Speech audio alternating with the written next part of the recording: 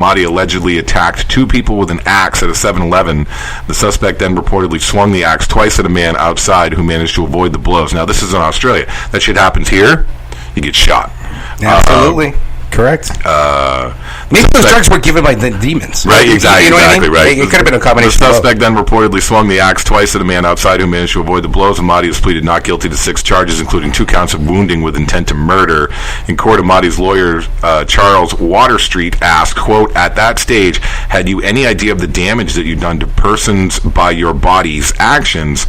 To this, the defendant responded, "No."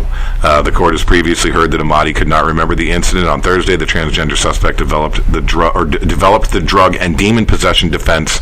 The Sydney Morning Herald reported Mahdi said he smoked 2 joints of cannabis on the balcony close to where the attack took place. He heard whispered voices after leaving a failed first date and wanted to sleep, but after smoking marijuana, the voices became louder. He took the second joint to, quote, sedate himself. He said they stopped being whispers. They started being actual words. The suspect said, "I started seeing some of the violent visions I'd been previously of me running at police with an axe and being shot dead." He recalled rocking back and forth, crying, and listening to his favorite song, wanting the experiment to end. Wow. So, yeah, demons, man. Number one, what kind of cannabis? I'm kind of curious about that. That's the thing, man. You smoke weed, that shit doesn't make you want to attack people. No, exactly. I'm sorry, but you know it what I mean? doesn't. You smoke weed laced with something, maybe, but, you know, I guess it's entirely possible that demons could have been inside of him, too. His last memory before waking up in the hospital the day after the attack was sitting on the balcony, hearing a voice that said, that had been telling him to kill and maim and inflict pain on people and start the rise of hell on earth. I'm guessing that has more to do with the drugs. I recall everything going quiet and feeling that voice come inside me, the suspect said. Then it gets really creepy. Yeah, you think you attack people with an axe. Mahdi said he experienced his face smiling without being in control of the action. I remember that smile, he said.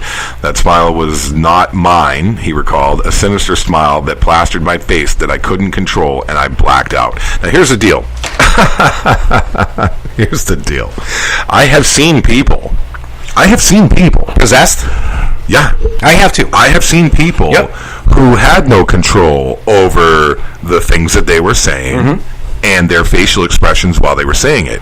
Truly evil, nasty fucking shit that when they're told later that that's what happened, don't know it. Don't remember it. But here's the interesting part, is that from my experience, when those incidents occurred, it was due to a copious amounts of alcohol, So it's tough to say, yeah, it was a demon. But I guess over time, when you look at behavior patterns, you have to say to yourself, either you have a major problem, okay, that leads to these occurrences, or maybe you're possessed by the devil. To me, I think it has a lot more to do with their proclivity towards their drug of choice, than it being some higher beings.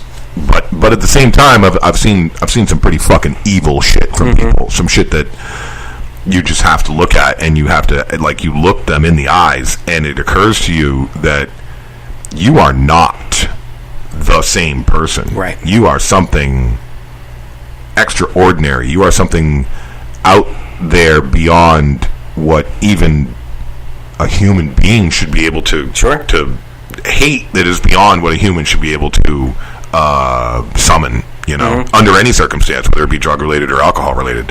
So I don't know. I have a hard time believing it's demons. I'm guessing it's the fucking weed he smoked. It must have at least been something, though. I agree. There's some serious fucking shit going on in that weed. But at the same time, like I said, I've seen people who were only on alcohol and otherwise could perfectly be fine. Yet when they were on alcohol, they became the most unbelievably fucking cruel piece of garbage that you ever saw in your life. And it's one of those deals where it's like, well, what's going on? Maybe there's something else going on, because you cannot be this evil of a person. You just can't be. It's not possible. The things that you're saying cannot. But you know what it is? I think a lot of that has to do with the assumption that person isn't already capable of that level of evil. You know what I mean? And so we sort of rose-colored glasses our opinions of people, and so we assume that that's there's no way that this person could be that way. But you're saying to yourself, but yet everyone that I've talked to has told me that is exactly how they are. And you're saying, well, but they haven't been that way with me yet. And then the yet comes, So I don't know. But I think it's easier to assume that, like, nah, that person isn't like that. It's just that they're possessed by demons. No, I'm sorry, man. That person's just like that. And they're able to go there when they've been properly invibed, These are words that sometimes people have to look up. I love it. So here's an article that deals with common sense. Listen to this. A woman arrested Thursday after she allegedly tried mailing meth to a high-profile double murderer in a North Texas prison, according to local reports. Sarah Elizabeth Russell, you got to check out this picture. Sarah Elizabeth Russell of Katy, Texas, was jailed Thursday and was held on a $10,000 bond after a prison mailroom worker spotted an unexpected bulge disguising in a pottery packet stashed in an incoming card, according to KFDX in Texas. The handmade note allegedly included written instructions, apparently tips on how to disguise the drugs inside. The illicit supplies were allegedly headed to a prisoner named Jason Aaron Burkett, a man who later admitted that he made the card and mailed it to Russell, according to investigators. But he said that despite the packaging instructions, he wasn't asking her to send him any drugs. The Texas Department of Public Safety Crime Lab tied fingerprints on the package back to Russell, the TV station reported, and jail records show that she was charged with 1 count of prohibited substance in a correctional facility. Burkett is serving a life sentence for his role in a brutal 2001 triple murder that left 2 teens and a mother dead. Jesus. Where was the common sense there? How fucking fantastic is that? I love it. This dude's in jail. She's serving, 3 fucking life sentences? Yeah. He's serving 3 life sentences, and he's essentially, he's in prison forever. He's going to die in prison. And he's like, wasn't me. Yeah, I'm going to copy this link, and I'm going to put it on our Common Sense Facebook page. And this woman, she's a gem. She's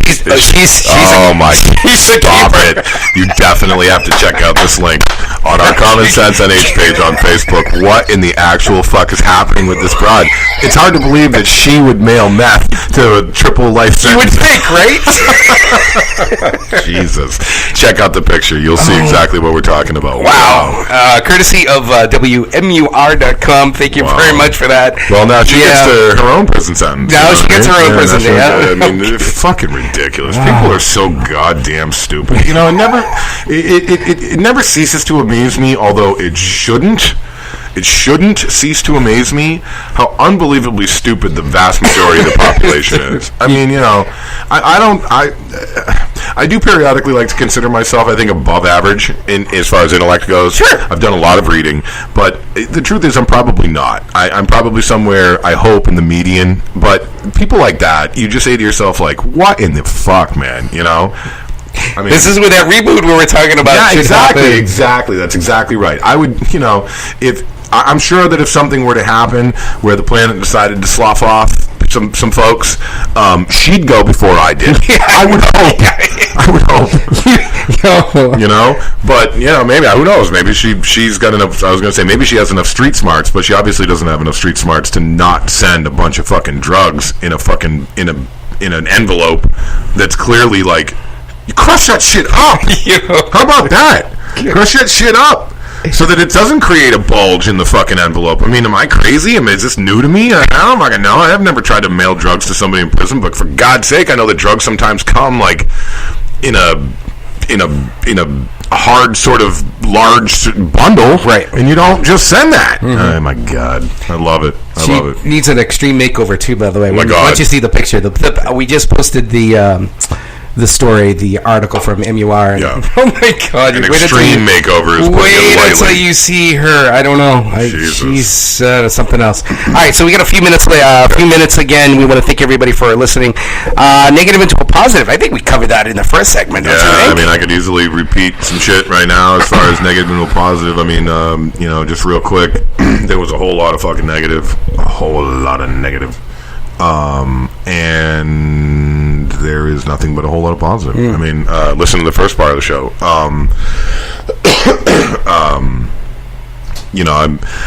me personally, I'm in a much better mental headspace, and a lot of that has to do with, like we talked about earlier, opportunity, coming the way you're coming in the right way, and being willing to receive it.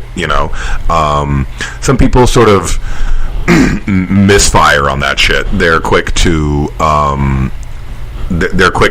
like instant gratification kind of stuff, and if you're smart about the way that you're receptive to positivity, you don't always go that route, because that can oftentimes lead to negativity.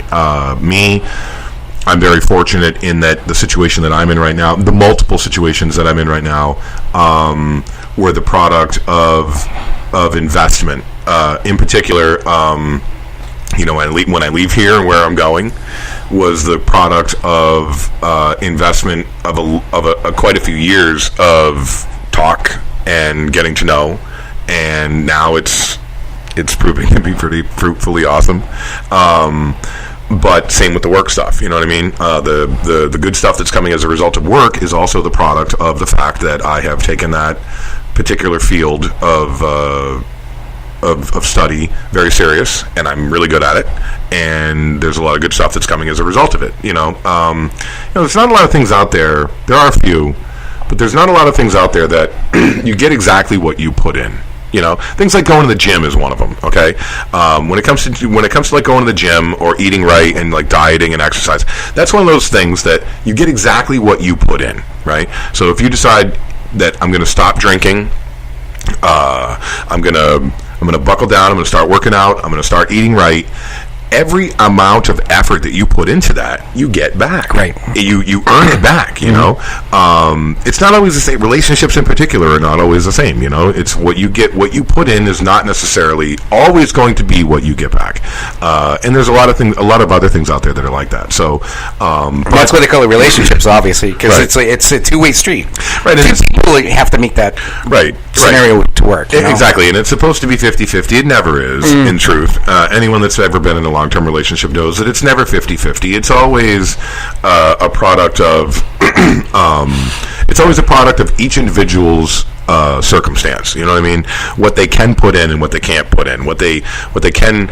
But you hope, I think, just my personal opinion and perspective is that I hope that when the scales get tipped, when what happens on a personal level with that individual happens to change, either you are willing to accept that and hopefully look at it like this is either a temporary thing or this is just a situational thing, and you're willing to say, okay, well, I have enough love for you that I'm willing to believe that things are going to turn around, or you're not. You know what I mean? Either your focus is on where you are as a human, as a person, right? Like, I could never imagine a situation where I'm with someone and I love them desperately, and some things happen that are out of their control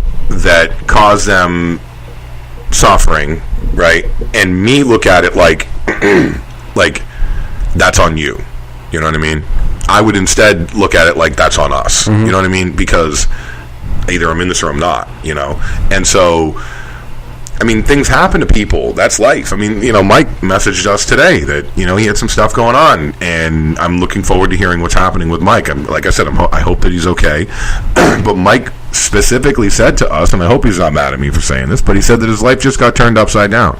So Mike had circumstance occur in his life that we all experience. You know what I mean? It happens. And sometimes it happens rarely. Sometimes it happens and then it happens again. It's just life. It's the roll of a dice. But at the same time, either you're supportive of someone, either you're there and you're in something and you're supportive of that, or you're not. And you're only singularly focused on what you need and what you want. And when the things happen to them, you're still singularly focused on what you need and what you want. And, to me, I look at it like either you're a part of something bigger or you're a part of something this moment, And I I've been kind of focused on the